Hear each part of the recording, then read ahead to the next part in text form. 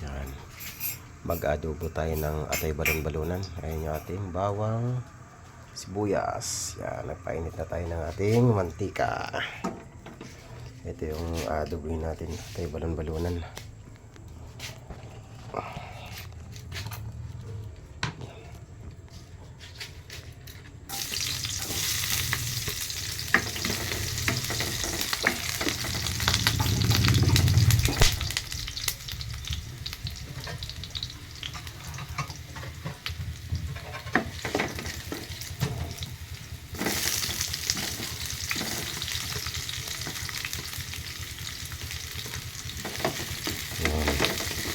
Imikos-mikos natin yan.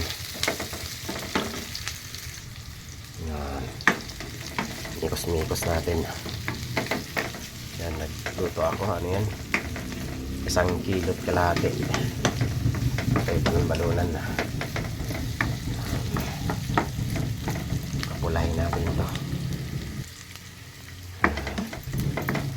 Mikos-mikos natin mga idol. Maya ilagay natin yung ating atay balon-balunan. Yan. Wala na. Ilagay natin. Kaya pa natin ito pinapatulo. Yan. Wow. Yan.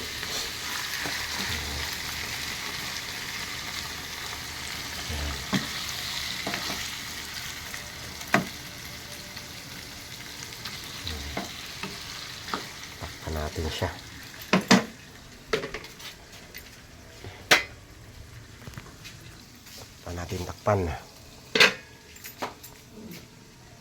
Takpan natin para manood yung kanyang lasa ng sibuyas at luya.